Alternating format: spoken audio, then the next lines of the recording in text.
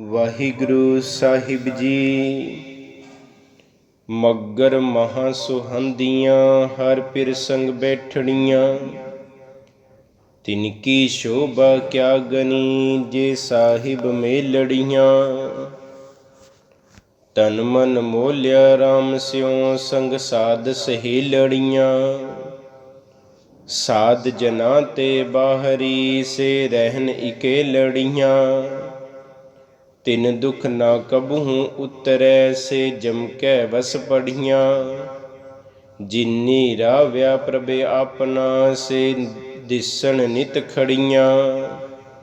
ਰਤਨ ਜਵੇਰ ਲਾਲ ਹਰ ਕੰਠ ਤਿਨਾ ਜੜੀਆਂ। ਨਾਨਕ ਬਾਂਛੈ ਧੂੜ ਤਿਨ ਪ੍ਰਭ ਸ਼ਰਨੀ ਦਰ ਪੜੀਆਂ। ਮਗਰ ਪ੍ਰਭ ਆਰਾਧਨਾ ਬਹੁੜ ਨ ਜਨ ਮੜੀਆਂ। ਨਾਨਕ ਬਾਂਛੈ ਧੂੜ ਤਿਨ ਪ੍ਰਭ ਸ਼ਰਨੀ ਦਰ ਪੜੀਆਂ। ਮਗਰ ਪ੍ਰਭ ਆਰਾਧਨਾ ਬਹੁੜ ਨ ਜਨ ਮੜੀਆਂ।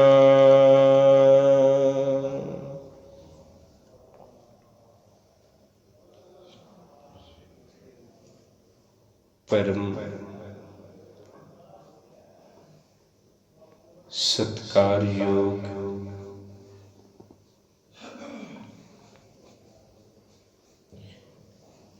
ਸਾਹਿਬੀ ਕਮਾਲ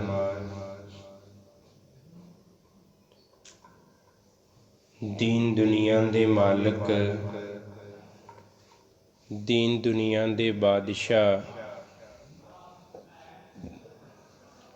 ਸਾਹਿਬ ਧੰਨ ਸ਼੍ਰੀ ਗੁਰੂ ਗ੍ਰੰਥ ਸਾਹਿਬ ਮਹਾਰਾਜ ਜੀ ਦੀ ਪਾਵਨ ਅਰ ਮੁਬਾਰਕ ਗੋਦ ਦੇ ਅੰਦਰ ਸੁਭਾਈਮਾਨ ਗੁਰੂ ਪਿਆਰੀ ਗੁਰੂ ਸਵਾਰੀ ਸਾਧ ਸੰਗਤ ਜੀਓ, ਵਡਭਾਗੇ ਹਾਂ ਜੋ ਸਾਹਿਬ ਦੇ ਚਰਨਾਂ 'ਚ ਇਕੱਤਰ ਹੋਈਆਂ, ਜੁੜ ਮਿਲ ਬੈਠੇ ਹਾਂ। ਆਓ ਸਾਹਿਬ ਗੁਰੂ ਅਰਜਨ ਦੇਵ ਪਾਤਸ਼ਾਹ ਜੀ ਮਹਾਰਾਜ, ਉਹਨਾਂ ਦੇ ਮੁਖਾਰ ਬਿੰਦ ਤੋਂ ਉਚਾਰਨ ਕੀਤੀ ਹੋਈ ਪਵਿੱਤਰ ਬਾਣੀ 12 ਮਾਹਾਂ ਦੀ ਬਾਣੀ, ਉਸ ਬਾਣੀ ਦੇ ਵਿੱਚੋਂ ਅੱਜ ਆਪਾਂ ਮੱਗਰ ਦੇ ਮਹੀਨੇ ਦੀ ਵਿਚਾਰ ਕਰਨੀ ਹੈ, ਸਮਝਣ ਦਾ ਯਤਨ ਕਰਨਾ ਹੈ। ਸਾਹਿਬ ਕੋਲੋਂ ਪੁੱਛਣਾ ਕਰੀਏ, ਮੱਗਰ ਦਾ ਮਹੀਨਾ ਸਾਡੇ ਜੀਵਨ ਦੇ ਪ੍ਰਤੀ ਕੀ ਉਪਦੇਸ਼ ਬਖਸ਼ਿਸ਼ ਕਰ ਰਿਹਾ ਹੈ। ਸੰਸਾਰ ਦੇ ਅੰਦਰ, ਇਸ ਜਗਤ ਦੇ ਅੰਦਰ ਹਰ ਇੱਕ ਵਸਤੂ ਦਾ ਆਪਣਾ ਕੇਂਦਰ ਹੈ, ਆਪਣਾ ਇੱਕ ਮੂਲ ਹੈ। ਹਰ ਕੋਈ ਵਸਤੂ ਆਪਣੇ ਮੂਲ ਦੇ ਨਾਲ ਜੁੜੀ ਹੋਈ ਹੈ, ਪਰ ਜਿਹੜੀ ਵਸਤੂ ਮੂਲ ਤੋਂ ਟੁੱਟ ਜਾਂਦੀ ਹੈ, ਸਾਹਿਬ ਕਹਿੰਦੇ ਉਹ ਵਿਅਰਥ ਤੇ ਬੇਕਾਰ ਹੋ ਜਾਂਦੀ ਹੈ। ਜੇ ਪੱਤਾ ਆਪਣੇ ਮੂਲ ਤੋਂ ਟੁੱਟ ਗਿਆ, ਰੁੱਖ ਤੋਂ ਦਰਖਤ ਤੋਂ ਟੁੱਟ ਗਿਆ ਤੇ ਉਹ ਬੇਕਾਰ ਹੈ, ਵਿਅਰਥ, ਉਹ ਸੜ ਜਾਏਗਾ। ਲੰਘਦਾ ਟੱਪਦਾ ਰਾਹੀ ਜਿਹੜਾ ਉਹਨੂੰ ਆਪਣੇ ਪੈਰਾਂ ਵਿੱਚ ਲਤਾੜ ਦੇਗਾ। ਜੇ ਟਾਹਣੀ ਆਪਣੇ ਮੂਲ ਤੋਂ ਟੁੱਟਦੀ ਹੈ, ਸਾਹਿਬ ਕਹਿੰਦੇ ਉਹ ਬੇਕਾਰ ਤੇ ਵਿਅਰਥ ਹੋ ਜਾਂਦੀ ਹੈ।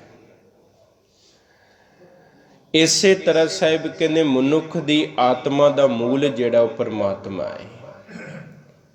ਜੇ ਮਨੁੱਖ ਨਾਮ ਤੋਂ ਟੁੱਟਦਾ ਹੈ, ਬੰਦਗੀ ਤੋਂ ਟੁੱਟਦਾ, ਆਪਣੇ ਮੂਲ ਤੋਂ ਟੁੱਟਦਾ, ਸਾਹਿਬ ਕਹਿੰਦੇ ਉਹ ਬੇਕਾਰ ਤੇ ਵਿਅਰਥ ਹੋ ਜਾਂਦਾ ਹੈ। ਫਿਰ ਉਹਦਾ ਜੀਵਨ ਜਿਹੜਾ ਵਿਕਾਰਾਂ, ਮਾਇਆ ਤੇ ਤ੍ਰਿਸ਼ਨਾ ਦੀ ਅਗਨ ਦੇ ਵਿੱਚ ਹੀ ਬਤੀਤ ਤੇ ਬਸਰ ਹੋ ਜਾਂਦਾ ਹੈ, ਜਿਹੜਾ ਮਨੁੱਖ ਆਪਣੇ ਮੂਲ ਤੋਂ ਟੁੱਟਦਾ ਹੈ। ਤੇ ਸਾਹਿਬ ਨੇ ਬੜੀ ਪਿਆਰੀ ਬਖਸ਼ਿਸ਼ ਕੀਤੀ, ਮੈਂ ਰਹਿਮਤ ਕੀਤੀ। ਸਾਹਿਬ ਨੇ ਸਮਝਾਇਆ ਵੀ ਸੰਸਾਰ ਵਿੱਚ ਆਉਣ ਦਾ ਜਾਂ ਮਨੁੱਖਾ ਜੀਵਨ ਮਿਲਣ ਦਾ ਕਾਰਨ, ਮਨੋਰਥ ਹੀ ਇੱਕੋ ਹੈ ਕਿ ਮਨੁੱਖ ਨੇ ਆਪਣੇ ਮੂਲ ਦੀ ਪਹਿਚਾਣ ਕਰਨੀ ਹੈ। ਬਈ ਮਨੁੱਖ ਦਾ ਮੂਲ ਕੀ ਹੈ? ਸਾਨੂੰ ਮਨੁੱਖਾ ਜੀਵਨ ਮਿਲਣ ਦਾ ਕਾਰਨ ਹੀ ਇਹੋ ਹੈ ਵੀ ਅਸੀਂ ਸੰਸਾਰ ਵਿੱਚ ਰਹਿ ਕੇ ਆਪਣੇ ਮੂਲ ਦੀ ਪਹਿਚਾਣ ਕਰਨੀ, ਵੀ ਸਾਡਾ ਮੂਲ ਕੀ ਹੈ, ਜਿਹਨੂੰ ਸਾਹਿਬ ਨੇ ਬੜੇ ਪਿਆਰੇ ਸ਼ਬਦਾਂ 'ਚ ਬਿਆਨ ਕੀਤਾ। ਮਨ ਤੂੰ ਜੋਤ ਸਰੂਪ ਹੈ, ਆਪਣਾ ਮੂਲ ਪਛਾਣ। ਜੇ ਸਾਹਿਬ ਨੇ ਪਹਿਚਾਣ ਦੀ ਗੱਲ ਕੀਤੀ, ਇਹਦਾ ਭਾਵ ਮਨ ਜਿਹੜਾ ਆਪਣੀ ਪਹਿਚਾਣ ਭੁੱਲ ਗਿਆ ਹੈ। ਜੇ ਸਾਹਿਬ ਨੇ ਸੰਬੋਧਨ ਕਰਕੇ ਮਨ ਨੂੰ ਆਖਿਆ ਵੀ ਆਪਣੀ ਮੂਲ ਨੂੰ ਪਹਿਚਾਣ, ਆਪਣੀ ਪਹਿਚਾਣ ਕਰ, ਤੇਰੀ ਪਹਿਚਾਣ ਕੀ ਹੈ, ਤੇ ਇਹਦਾ ਭਾਵ ਮਨ ਆਪਣੀ ਪਹਿਚਾਣ ਭੁੱਲ ਗਿਆ ਹੈ। ਹਰ ਮਨੁੱਖ ਦੀ ਕਿਸੇ ਨਾ ਕਿਸੇ ਪੱਖ ਤੋਂ ਪਹਿਚਾਣ ਹੈ, ਕਿਸੇ ਦੀ ਉਹਦੇ ਤੋਂ ਪਹਿਚਾਣ ਹੈ। ਕੋਈ ਡਾਕਟਰ ਹੈ, ਮਨੁੱਖ ਦੀ ਉਹਦੇ ਤੋਂ ਪਹਿਚਾਣ ਹੈ। ਕੋਈ ਵਕੀਲ ਹੈ, ਕੋਈ ਟੀਚਰ ਹੈ, ਮਨੁੱਖ ਦੀ ਉਸ ਤੋਂ ਪਹਿਚਾਣ ਹੈ। ਪਰ ਸਾਹਿਬ ਕਹਿੰਦੇ ਮਨਾ, ਜਿਹੜੇ ਤੂੰ ਵਿਕਾਰਾਂ ਵਿੱਚ, ਲੋਭ ਹੰਕਾਰ ਦੇ ਵਿੱਚ ਰੁੱਝਿਆ ਬੈਠਾ ਹੈ, ਇਹ ਤੇਰੀ ਪਹਿਚਾਣ ਨਹੀਂ ਹੈ, ਤੇ ਤੂੰ ਆਪਣੀ ਗਲਤ ਪਹਿਚਾਣ ਬਣਾ ਕੇ ਬੈਠਾ ਹੋਇਆ ਹੈ। ਅਸਲ ਤੇਰੀ ਪਹਿਚਾਣ ਹੈ ਪਰਮਾਤਮਾ ਦੇ ਨਾਮ ਤੇ ਪਰਮਾਤਮਾ ਦੀ ਬੰਦਗੀ ਦੇ ਨਾਲ ਜੁੜਨਾ। ਇਹ ਤੇਰੀ ਅਸਲ ਪਹਿਚਾਣ ਹੈ। ਤੇ ਨੌਵੇਂ ਪਿਤਾ ਨੇ ਇੱਕ ਕਾਰਨ ਵੀ ਬਿਆਨ ਕਰ ਦਿੱਤਾ ਵੀ ਮਨ ਜਿਹੜਾ ਏ, ਮਨੁੱਖ ਜਿਹੜਾ ਏ, ਉਹ ਆਪਣੀ ਪਹਿਚਾਣ ਭੁੱਲਿਆ ਕਿਉਂ। ਹੁਣ ਮਨੁੱਖ ਦੀ ਸਾਰੀ ਉਮਰ ਇਸੇ ਤਰ੍ਹਾਂ ਬਤੀਤ ਹੋ ਜਾਂਦੀ ਹੈ, ਜੀਵਨ ਦਾ ਸਫ਼ਰ ਲੰਘ ਜਾਂਦਾ ਹੈ, ਮਨੁੱਖ ਨੂੰ ਪਤਾ ਹੀ ਨਹੀਂ ਲੱਗਦਾ ਮੇਰੀ ਪਹਿਚਾਣ ਕੀ ਹੈ। ਜੇ ਮੈਂ ਸੰਸਾਰ ਵਿੱਚ ਆ ਕੇ ਆਪਣੀ ਪਹਿਚਾਣ ਬਣਾਉਣੀ ਕਿਵੇਂ ਹੈ, ਇਸ ਬਾਬਤ ਪਤਾ ਨਹੀਂ। ਤੇ ਉਹਦਾ ਇੱਕ ਕਾਰਨ ਸਾਹਿਬ ਨੇ ਬਿਆਨ ਕੀਤਾ ਬੜਾ ਪਿਆਰਾ, ਵੀ ਆਪਣੀ ਪਹਿਚਾਣ ਕਿਉਂ ਭੁੱਲ ਗਿਆ ਮਨੁੱਖ। ਨੌਵੇਂ ਪਿਤਾ ਨੇ ਸਾਹਿਬ ਨੇ ਬਖਸ਼ਿਸ਼ ਕੀਤੀ, ਪ੍ਰਾਣੀ ਕੋ ਹਰ ਜਸ ਮਨ ਨਹੀਂ ਆਵੈ। ਮਨੁੱਖ ਨੂੰ ਪਰਮਾਤਮਾ ਦਾ ਨਾਮ ਚੇਤੇ ਹੀ ਨਹੀਂ ਆ ਰਿਹਾ, ਉਹ ਯਾਦ ਹੀ ਨਹੀਂ ਕਰਦਾ, ਉਹ ਮਹਿਸੂਸ ਹੀ ਨਹੀਂ ਕਰਦਾ ਵੀ ਮੈਂ ਅੰਮ੍ਰਿਤ ਵੇਲੇ ਨੂੰ ਸਾਂਭਣਾ ਹੈ, ਗੁਰੂ ਦੀ ਬਾਣੀ ਨੂੰ ਪੜ੍ਹਨਾ ਜਾਂ ਗੁਰੂ ਘਰ ਜਾਣਾ। ਸਾਹਿਬ ਕਹਿੰਦੇ ਇਹ ਪੱਖ ਹੁੰਦੇ ਚਿੱਤ ਖਿਆਲ ਵਿੱਚ ਹੀ ਨਹੀਂ ਆ ਰਿਹਾ। ਤੇ ਅਗਲੀ ਪੰਕਤੀ 'ਚ ਬਿਆਨ ਕੀਤਾ ਕਿਉਂ ਨਹੀਂ ਆ ਰਿਹਾ। ਅਹਨਸ ਮਗਨ ਰਹਿ ਮਾਇਆ ਮੈਂ, ਕੋ ਕੈਸੇ ਗੁਣ ਗਾਵੇ। ਕਹਿੰਦੇ ਮਾਇਆ ਵਿੱਚ ਖਚਿਤ ਹੈ, ਦਿਨ ਰਾਤ ਮਾਇਆ ਦੇ ਵਿੱਚ ਰੁੱਝਿਆ ਰਹਿੰਦਾ। ਤੇ ਸਾਹਿਬ ਕਹਿੰਦੇ ਫਿਰ ਕਿਵੇਂ ਗੁਣ ਗਾ ਲਵੇ ਪਰਮਾਤਮਾ ਦੇ, ਫਿਰ ਕਿਵੇਂ ਸਮਾਂ ਕੱਢ ਲਵੇ ਗੁਰੂ ਘਰ ਆਉਣ ਦੇ ਲਈ, ਫਿਰ ਕਿਵੇਂ ਸਮਾਂ ਕੱਢ ਲਵੇ ਅੰਮ੍ਰਿਤ ਵੇਲਾ ਸਾਂਭਣ ਦੇ ਲਈ, ਫਿਰ ਕਿਵੇਂ ਸਮਾਂ ਕੱਢ ਲਵੇ ਗੁਰੂ ਦੇ ਜਪਜੀ ਸਾਹਿਬ ਨੂੰ ਪੜ੍ਹਨ ਲਈ। ਸਾਹਿਬ ਕਹਿੰਦੇ ਰੁੱਝਿਆ ਹੋਇਆ ਮਾਇਆ ਦੇ ਵਿੱਚ, ਤੇ ਇਹਦੇ ਵਿੱਚ ਰੁੱਝਣ ਕਰਕੇ ਮਨੁੱਖ ਆਪਣੀ ਪਹਿਚਾਣ ਭੁੱਲ ਗਿਆ, ਆਪਣੀ ਅਸਲ ਪਹਿਚਾਣ ਨੂੰ ਵਿਸਾਰ ਦਿੱਤਾ ਇਹਨੇ। ਅਹਨਸ ਮਗਨ ਰਹਿ ਮਾਇਆ ਮੈਂ, ਕਹੋ ਕੈਸੇ ਗੁਣ ਗਾਵੇ। ਪੂਤ ਮੀਤ ਮਾਇਆ ਮਮਤਾ ਸਿਓ, ਇਹ ਬਿਦ ਆਪ ਬੰਧਾਵੇ। ਮਿਰਗ ਤ੍ਰਿਸ਼ਨਾ ਜਿਉ ਝੂਠੋ, ਇਹ ਜਗ ਦੇਖ ਤਾਸ ਉੱਠਤਾਵੇ। ਸੰਸਾਰ ਦੇ ਪਦਾਰਥਾਂ ਵਿੱਚ ਖਚਿਤ ਹੈ। ਸਾਹਿਬ ਕਹਿੰਦੇ ਮਿਰਗ ਦੇ ਵਾਂਗ, ਹਿਰਨ ਦੇ ਵਾਂਗ ਇਹਦਾ ਜੀਵਨ ਹੈ। ਹਿਰਨ ਨੂੰ ਵੀ ਬੜਾ ਭੁਲੇਖਾ ਪੈਂਦਾ ਕਿ ਮੇਰੇ ਤੋਂ ਦੂਰ ਪਾਣੀ ਹੈ, ਸ਼ਾਇਦ ਤੋ ਰੇਤਲੇ ਇਲਾਕੇ ਦੇ ਵਿੱਚ ਕਿੱਥੇ ਗਵਾਚ ਜਾਂਦਾ ਹੈ। ਮਨੁੱਖ ਨੂੰ ਵੀ ਭੁਲੇਖਾ ਪੈ ਗਿਆ ਵੀ ਆਹ ਸੰਸਾਰ ਦੇ ਪਦਾਰਥ ਹੀ ਮੇਰੇ ਨੇ, ਇਹੋ ਸੱਚ ਹੈ। ਮਿਰਗ ਤ੍ਰਿਸ਼ਨਾ, ਜਿਵੇਂ ਮਿਰਗ ਦੇ ਅੰਦਰ ਤ੍ਰਿਸ਼ਨਾ ਹੈ, ਉਹਨੂੰ ਪਾਣੀ ਮਹਿਸੂਸ ਹੁੰਦਾ, ਨਜ਼ਰ ਆਉਂਦਾ ਹੈ, ਉਹਦੇ ਅੰਦਰ ਤ੍ਰਿਸ਼ਨਾ ਲੱਗਦੀ ਹੈ, ਦੌੜਿਆ ਹੋਇਆ ਉੱਥੇ ਪਹੁੰਚਦਾ ਹੈ ਪਰ ਕੁਝ ਨਹੀਂ ਹਾਸਲ ਹੁੰਦਾ, ਫਿਰ ਦੌੜਿਆ ਹੋਇਆ ਅੱਗੇ ਜਾਂਦਾ ਪਰ ਕੁਝ ਨਹੀਂ ਹਾਸਲ ਹੁੰਦਾ। ਮਨੁੱਖ ਦੀ ਵੀ ਹਿਰਨ ਵਾਂਗ ਤ੍ਰਿਸ਼ਨਾ। ਸਾਹਿਬ ਕਹਿੰਦੇ ਇਸ ਸੰਸਾਰ ਦੇ ਪਦਾਰਥਾਂ ਪਿੱਛੇ ਦੌੜਦਾ ਹੈ, ਭੱਜਦਾ ਹੈ, ਪਰ ਪੱਲੇ ਕੁਝ ਨਹੀਂ ਪੈਂਦਾ। ਸਾਹਿਬ ਕਹਿੰਦੇ ਹਾਸਲ ਕੁਝ ਨਹੀਂ ਕਰ ਸਕਦਾ। ਮਿਰਗ ਤ੍ਰਿਸ਼ਨਾ ਜਿਉ ਝੂਠੋ ਇਹ ਜਗ, ਦੇਖ ਤਾਸ ਉੱਠ ਧਾਵੈ। ਭੁਗਤ ਮੁਕਤ ਕਾ ਕਾਰਨ ਸੁਆਮੀ, ਮੂੜ ਤਾਹੀਂ ਬਿਸਰਾਵੈ। ਮਾਇਆ ਤੋਂ ਮੁਕਤ ਕਰਨ ਵਾਲਾ ਪਰਮਾਤਮਾ ਆਪ ਹੈ। ਇਹਨਾਂ ਵਿਕਾਰਾਂ ਤੋਂ ਦੂਰ ਕਰਨ ਵਾਲਾ ਗੁਰੂ ਆਪ ਹੈ। ਪਰ ਸਾਹਿਬ ਕਹਿੰਦੇ ਹੇ ਮੂਰਖ, ਤੂੰ ਉਹਨੂੰ ਕਿਉਂ ਵਿਸਾਰ ਕੇ ਬੈਠਾ ਹੈ, ਉਹਨੂੰ ਕਿਉਂ ਭੁਲਾ ਕੇ ਬੈਠਾ। ਤੇ ਸਾਹਿਬ ਕਹਿੰਦੇ ਇਹ ਕਾਰਨ ਹੈ ਮਨੁੱਖ ਦੇ ਜੀਵਨ ਦਾ, ਕਿ ਮਨੁੱਖ ਆਪਣੀ ਪਹਿਚਾਣ ਭੁੱਲ ਗਿਆ, ਕਿਉਂਕਿ ਅਹਨਸ ਅਨ ਦਿਨ ਮਾਇਆ ਦੇ ਵਿੱਚ ਰੁੱਝਿਆ ਪਿਆ ਏ, ਵਿਕਾਰਾਂ ਦੇ ਵਿੱਚ ਰੁੱਝਿਆ ਹੋਇਆ, ਇਸ ਲਈ ਆਪਣੀ ਪਹਿਚਾਣ ਭੁੱਲ ਗਿਆ ਹੈ। ਇਸ ਲਈ ਸਾਹਿਬ ਨੇ ਬਖਸ਼ਿਸ਼ ਕੀਤੀ ਬੜੀ ਪਿਆਰੀ ਕਿ ਮਨਾ ਤੂੰ ਆਪਣਾ ਮੂਲ ਪਹਿਚਾਨ, ਵੀ ਅਸਲ ਤੇਰੀ ਪਹਿਚਾਨ ਕੀ ਹੈ ਉਹ ਗੁਰੂ ਕੋਲ ਆ ਕੇ ਤੈਨੂੰ ਪਤਾ ਲੱਗੇਗਾ ਵੀ ਤੇਰੀ ਪਹਿਚਾਨ ਕੀ ਹੈ। ਇਸ ਲਈ ਸਾਹਿਬ ਨੇ ਸ਼ਬਦ ਵਰਤੇ, ਮੱਗਰ ਮਹਾ ਸੁਹੰਦੀਆਂ ਹਰ ਪਿਰ ਸੰਗ ਬੈਠੜੀਆਂ।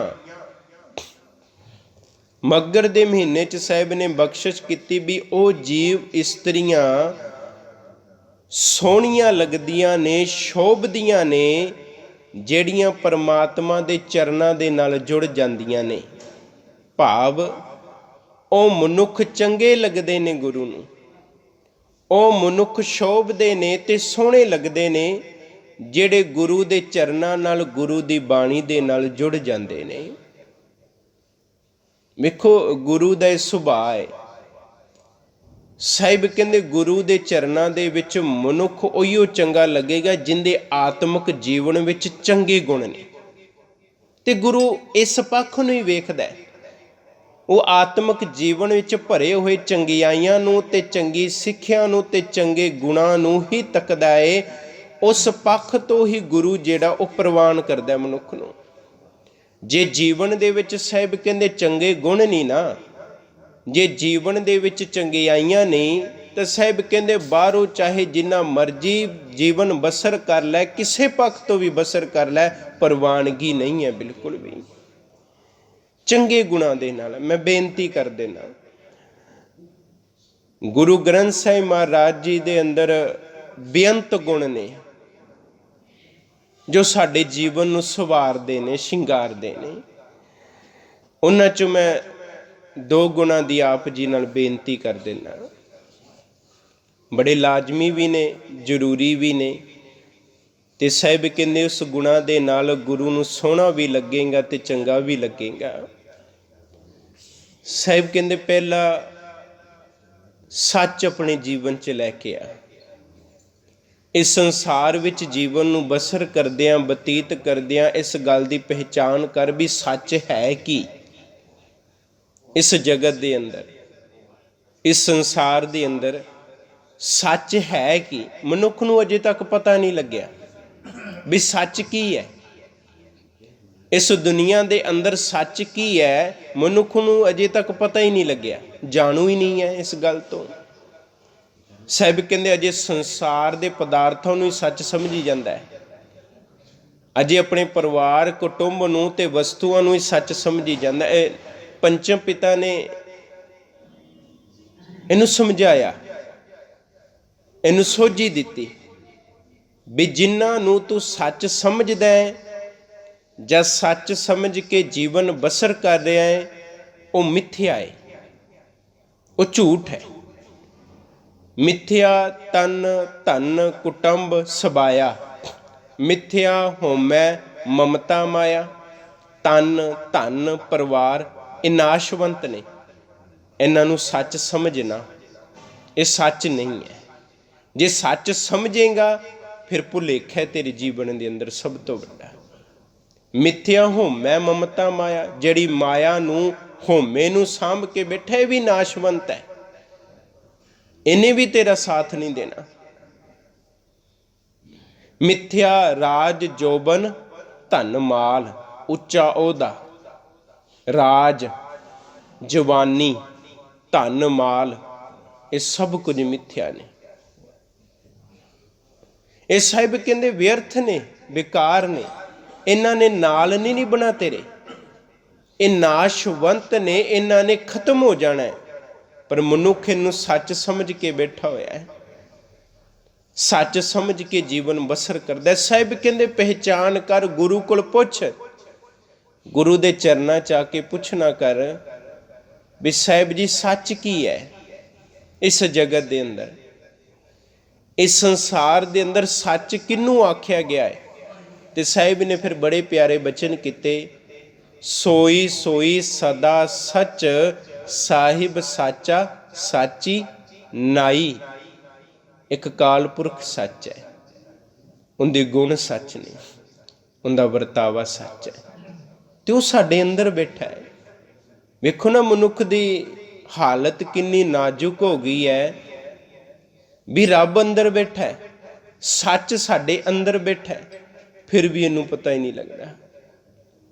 ਫਿਰ ਵੀ ਸਾਰਾ ਜੀਵਨ ਬਸਰ ਤੇ ਬਤੀਤ ਹੋ ਜਾਂਦਾ ਹੈ, ਮਨੁੱਖ ਨੂੰ ਪਤਾ ਹੀ ਨਹੀਂ ਲੱਗਦਾ ਵੀ ਸੱਚ ਮੇਰੇ ਅੰਦਰ ਬੈਠਾ ਹੈ।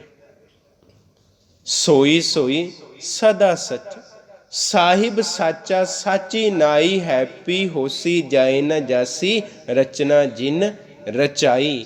ਜਿਨੇ ਰਚਨਾ ਰਚਾਈ, ਜਿਨੇ ਜਗਤ ਬਣਾਇਆ, ਜਿਨੇ ਸੰਸਾਰ ਬਣਾਇਆ, ਉਹ ਸੱਚ ਹੈ, ਬਾਕੀ ਝੂਠ ਹੈ, ਬਾਕੀ ਵਿਅਰਥ ਹੈ। ਇਸ ਸੱਚ ਨੂੰ ਆਪਣੇ ਜੀਵਨ 'ਚ ਲੈ ਕੇ ਆ, ਇਸ ਸੱਚ ਨੂੰ ਆਪਣੇ ਜੀਵਨ ਦੇ ਵਿੱਚ ਵਸਾ। ਕਹਿੰਦੇ ਗੁਰੂ ਨੂੰ ਚੰਗਾ ਲੱਗੇਗਾ। ਦੂਜਾ ਗੁਣ ਸਾਹਿਬ ਕਹਿੰਦੇ ਸੰਤੋਖ। ਆਪਾਂ ਹਰ ਵਾਰੀ ਬੇਨਤੀ ਕਰਦੇ ਹਾਂ, ਸੰਤੋਖ ਜੀਵਨ 'ਚ ਹੋਣਾ ਬੜਾ ਜ਼ਰੂਰੀ ਹੈ। ਸੰਤੋਖ ਹੈ ਤਾਂ ਮਨੁੱਖ ਬੰਦਗੀ ਨਾਲ ਵੀ ਜੁੜੇਗਾ। ਜੇ ਸੰਤੋਖ ਨਹੀਂ ਹੈ, ਫਿਰ ਗੁਰੂ ਕੋਲ ਆ ਕੇ ਵੀ ਲਾਲਚ ਹੀ ਰੱਖੇਗਾ ਵੀ ਆਹ ਪਦਾਰਥ ਨਹੀਂ ਮਿਲਿਆ ਮੈਨੂੰ, ਫਿਰ ਤ੍ਰਿਸ਼ਨਾ ਹੀ ਰੱਖੇਗਾ। ਸੰਤੋਖ ਐਸੀ ਇੱਕ ਅਮੋਲਕ ਚੀਜ਼ ਹੈ ਨਾ, ਇੱਕ ਅਮੋਲਕ ਗੁਣ ਹੈ, ਬੜਾ ਕੀਮਤੀ ਗੁਣ ਹੈ, ਜਿਹੜਾ ਸੰਸਾਰ ਵਿੱਚ ਆਉਣ ਵਾਲੀ ਰੁਕਾਵਟਾਂ ਜਾਂ ਸੰਸਾਰ ਵਿੱਚੋਂ ਆਉਣ ਵਾਲੇ ਦੁੱਖਾਂ ਨੂੰ ਬੜੀ ਆਸਾਨੀ ਦੇ ਨਾਲ ਹੰਢਾ ਦਿੰਦਾ। ਸੰਤੋਖ ਜਿਹੜਾ ਹੈ, ਮਨੁੱਖ ਡੋਲੇਗਾ ਨਹੀਂ।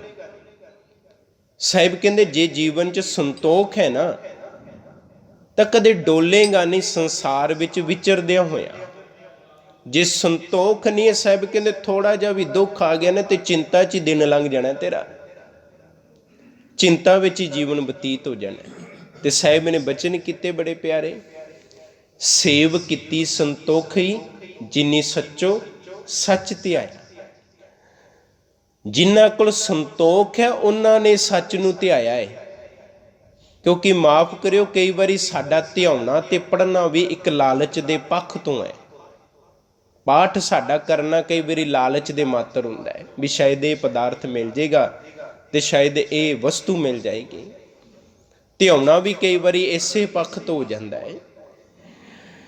ਪਰ ਸਾਹਿਬ ਕਹਿੰਦੇ ਸੰਤੋਖੀ ਬੰਦੇ ਨੇ ਅਸਲ ਵਿੱਚ ਧਿਆਇਆ ਹੈ ਪਰਮਾਤਮਾ ਨੂੰ।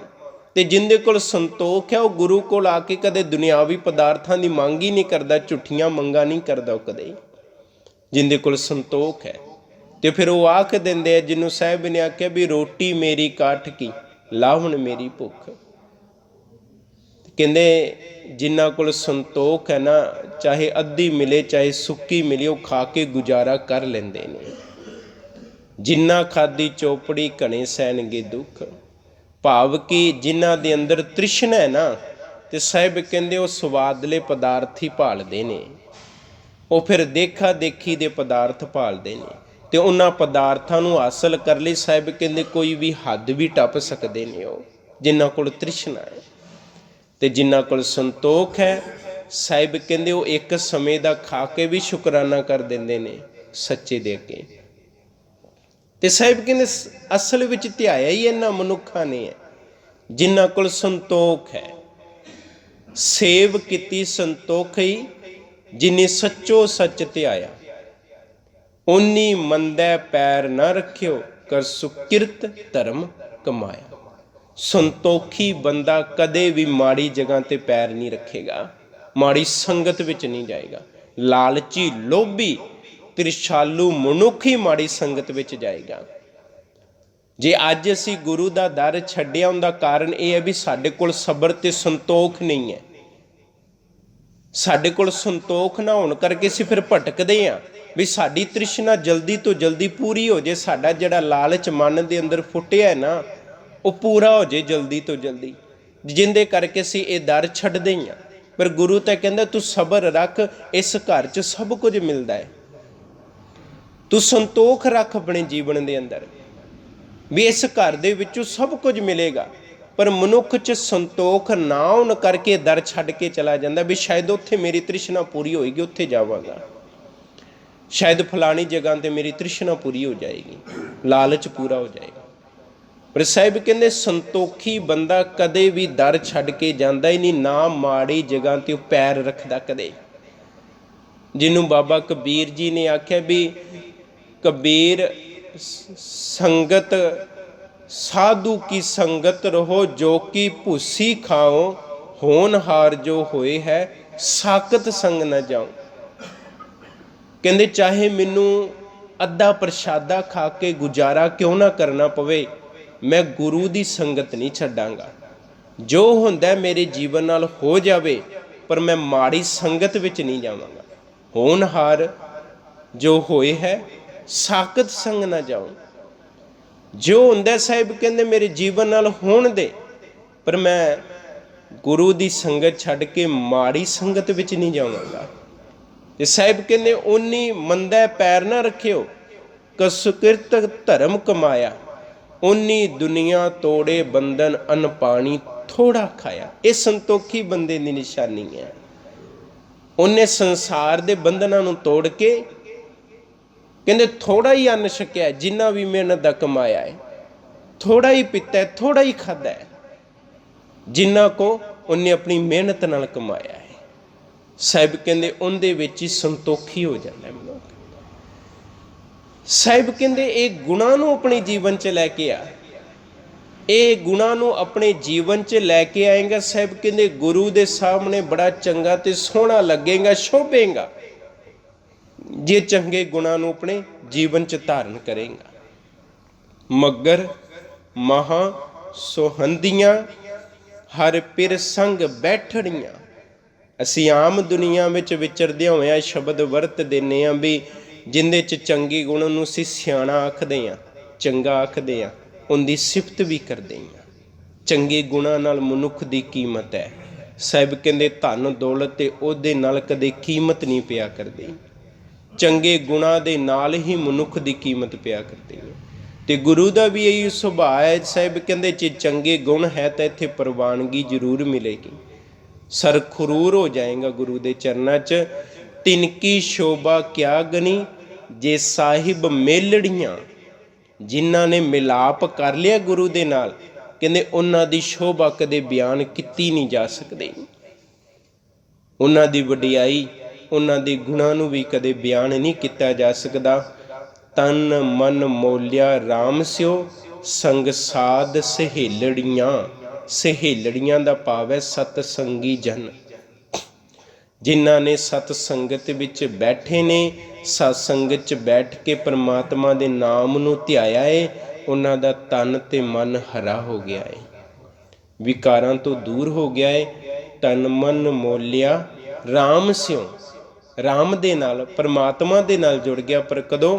संग साध सहेलड़ियां, जेड़े साध संगत च बैठे ने, बैठ के परमात्मा दे नाम नूं जपिया है। साहिब कहंदे उन्हां मनुखां दा जीवन जिहड़ा हरिया हो गया है, विकारां तो रहत हो गया है। साध जना ते बाहरी से रहन इकेलड़ियां।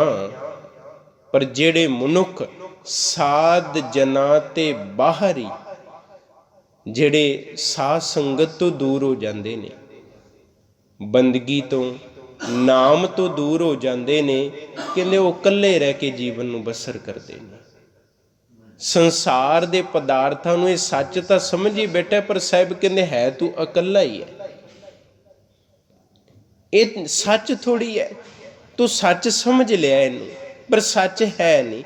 अपनी समझ दे नाल इनू समझ लिया भी ये सच है, पर सच नहीं है। तू इन्हां विच रह के भी इकल्ला है। साहिब कहंदे इन्हां धन दौलत पदार्थां विच रह के भी तू इकल्ला है, पर जदों सच नाल जुड़ेगा, नाम नाल जुड़ेगा, फिर साहिब कहंदे इकल्ला नहीं होवेगा, क्योंकि तेरे कोल सच होवेगा, बंदगी होवेगी, नाम होवेगा।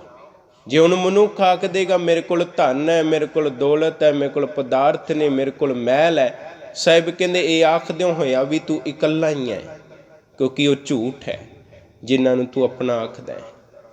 जे सच नाल जुड़ेगा फिर साहिब कहंदे इकल्ला नहीं है। इसलिए जेड़े नाम तो दूर हो जाते ने, बंदगी तो दूर हो जाते ने, परमात्मा की याद तो दूर हो जाते हैं, साहिब कहंदे वो इकल्ले हो जाते हैं। साध जना ते बाहरी से रहन इकेलड़ियां, तिन दुख न कबहू उतरै।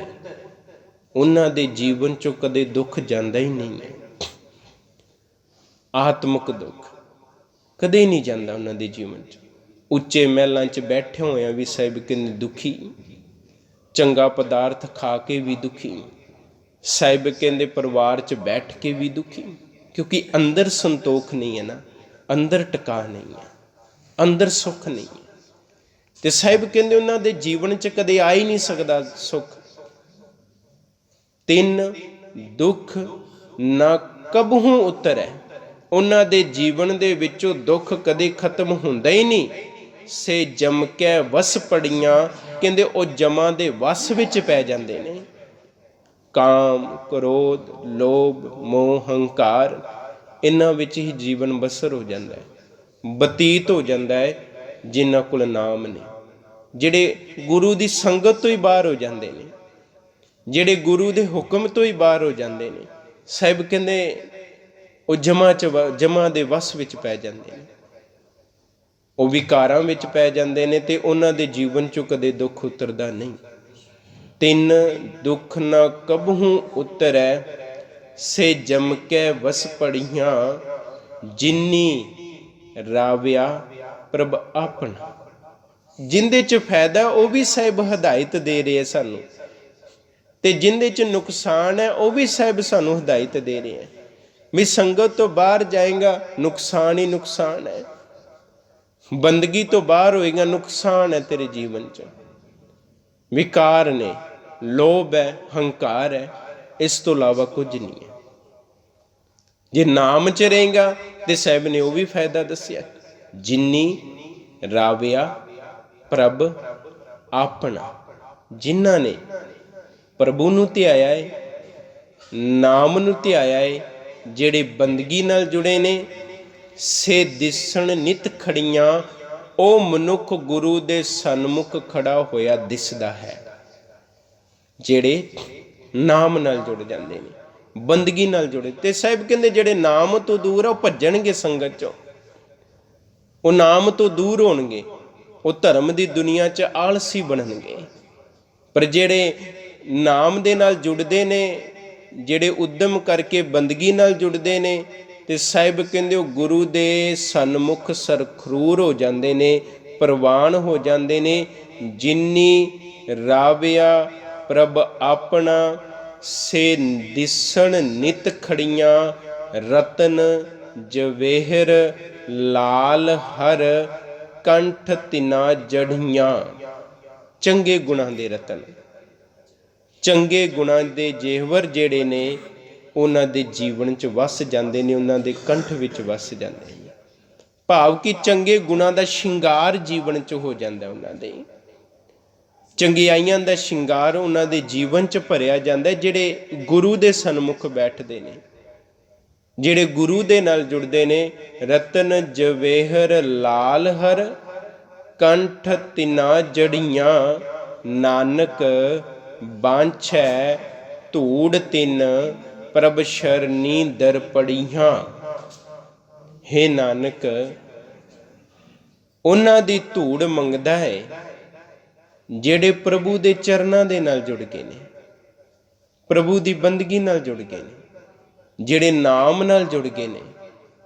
ਕਹਿੰਦੇ ਗੁਰੂ ਉਹਨਾਂ ਦੀ ਵੀ ਧੂੜ ਮੰਗਦਾ ਹੈ, ਵੀ ਮੈਨੂੰ ਉਹਨਾਂ ਦੀ ਧੂੜ ਚਾਹੀਦੀ ਹੈ ਜਿਨ੍ਹਾਂ ਨੇ ਆਪਣੇ ਜੀਵਨ ਨੂੰ ਸਵਾਰਿਆ ਉਦਮ ਕਰਕੇ, ਆਪਣੇ ਜੀਵਨ ਨੂੰ ਵਿਕਾਰਾਂ ਤੋਂ, ਮੋਹ ਮਾਇਆ ਤੋਂ ਦੂਰ ਕੀਤਾ ਹੈ। ਨਾਨਕ ਬਾਂਛੈ ਧੂੜ ਤਿਨ, ਉਹਨਾਂ ਦੀ ਪ੍ਰਭੂ ਦੇ ਸ਼ਰਨੀ ਦਰ ਪੜੀਆਂ। ਜਿਹੜੇ ਪਰਮਾਤਮਾ ਦੇ ਚਰਨਾਂ 'ਚ ਜੁੜ ਗਏ ਨੇ, ਜਾਂ ਉਹਨਾਂ ਦੇ ਦਰ ਤੇ ਆ ਕੇ ਖੜੋ ਗਏ ਨੇ, ਉਹ ਸਾਹਿਬ ਕਹਿੰਦੇ ਪ੍ਰਵਾਨ ਹੋ ਗਏ। ਉਹਨਾਂ ਦੀ ਗੁਰੂ ਧੂੜ ਮੰਗਦਾ ਹੈ।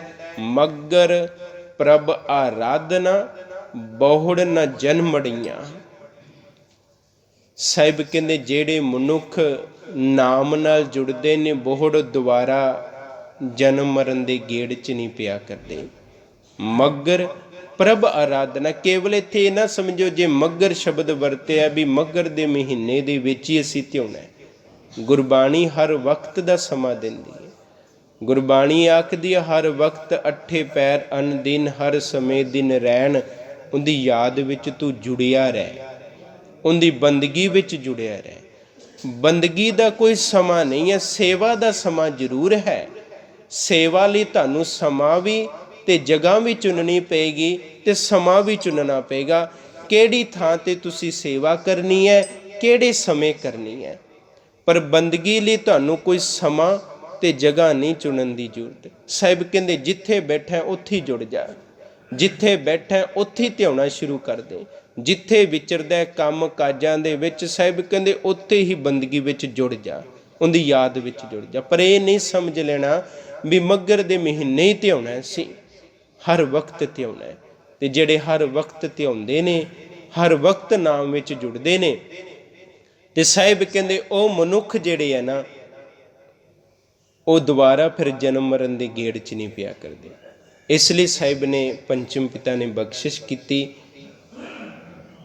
ਮੈਂ ਰਹਿਮਤ ਕੀਤੀ ਵੀ ਉਹ ਮਨੁੱਖ, ਉਹ ਜੀਵ ਇਸਤਰੀਆਂ ਸ਼ੋਭਦੀਆਂ ਨੇ, ਚੰਗੀਆਂ ਲੱਗਦੀਆਂ ਨੇ ਗੁਰੂ ਦੇ ਦਰ 'ਤੇ, ਜਿਨ੍ਹਾਂ ਨੇ ਆਪਣੇ ਜੀਵਨ 'ਚ ਚੰਗੇ ਗੁਣਾਂ ਦਾ ਵਾਸਾ ਕਰ ਲਿਆ। ਜਿਹੜੇ ਮਨੁੱਖ ਗੁਰੂ ਦੇ ਹੁਕਮ ਦੇ ਅਨੁਸਾਰ ਹੋ ਗਏ ਨੇ, ਕਹਿੰਦੇ ਉਹ ਮਨੁੱਖ ਜਿਹੜੇ ਨੇ ਗੁਰੂ ਦੇ ਚਰਨਾਂ 'ਚ ਸਰਖਰੂਰ ਹੋ ਗਏ, ਉਹ ਪ੍ਰਵਾਨ ਹੋ ਗਏ, ਉਹ ਸ਼ੋਭਦੇ ਵੀ ਨੇ ਤੇ ਚੰਗੇ ਵੀ ਲੱਗਦੇ ਨੇ। ਸਾਹਿਬ ਕਿਰਪਾ ਕਰਨ, ਬਖਸ਼ਿਸ਼ ਕਰਨ। ਵਿਚਾਰਾਂ ਕਰਦਿਆਂ ਹੋਈਆਂ ਬੇਅੰਤ ਪ੍ਰਕਾਰ ਦੀ ਭੁੱਲਾਂ ਦੀ ਖਿਮਾ। ਬਲਾਓ ਫਤਿਹ ਆਖੋ ਵਾਹਿਗੁਰੂ ਜੀ ਕਾ ਖਾਲਸਾ, ਵਾਹਿਗੁਰੂ ਜੀ ਕੀ ਫਤਿਹ।